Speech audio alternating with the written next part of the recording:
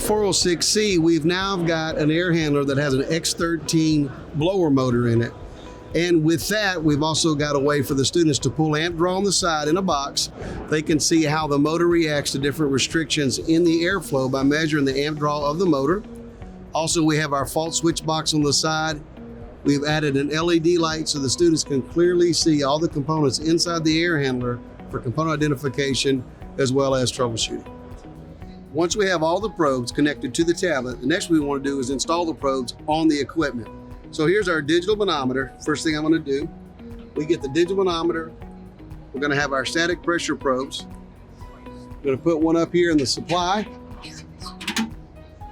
And I'm going to put the other one down here in the return. Just remember, whenever you installed your static pressure tips, you want the tip pointing into the airstream. So up here, the tip points into the airstream, opposite direction is flowing. On the return, you want to point that tip towards the filter grill. That way, as the air comes into the return, it goes across that tip. That way you'll get an accurate reading. Next we're going to do is hook up our hoses. We give you plenty of hoses to be able to hook up your manometer to.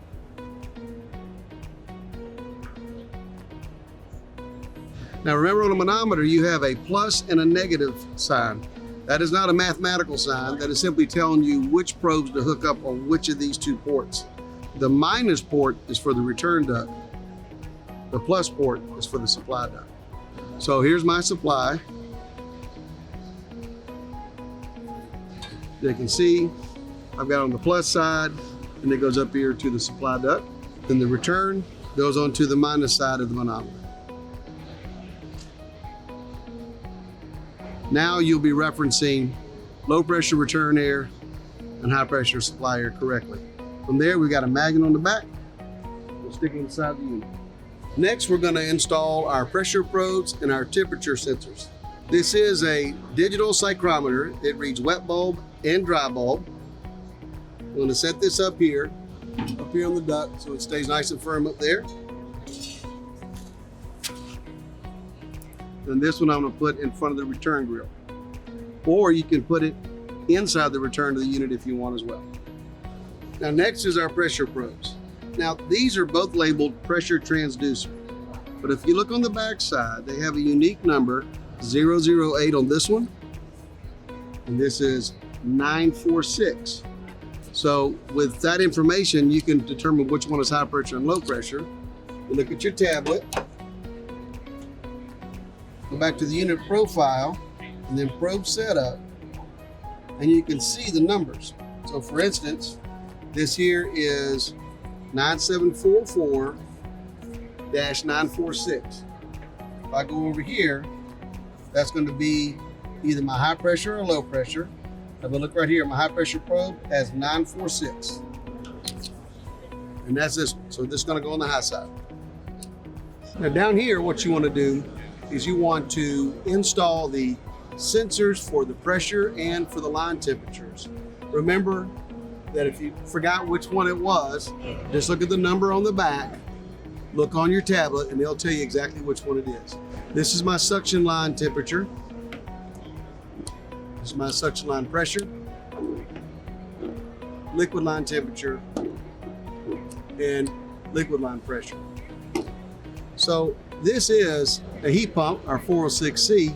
So I'm going to hook up my low pressure to my common suction port.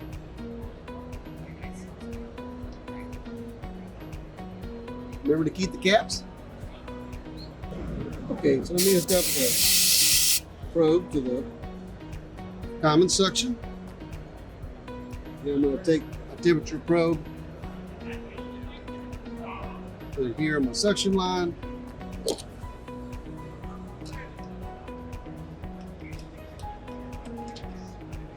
High pressure probe goes in the liquid line.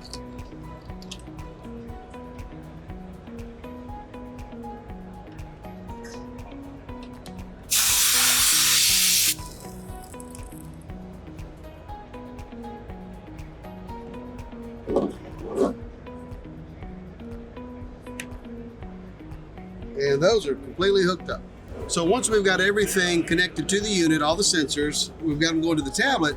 Now the tablet will wirelessly broadcast to the TV. Here at AHR, because of all of our connectivity going on in the building, we've got this hardwired just for direct connect. But in a lab, you do not need any cables whatsoever. This will be free to walk around and it will broadcast to the TV, and we give you the adapter for doing that. So with that said, I'm going to turn this unit on and you can watch the action.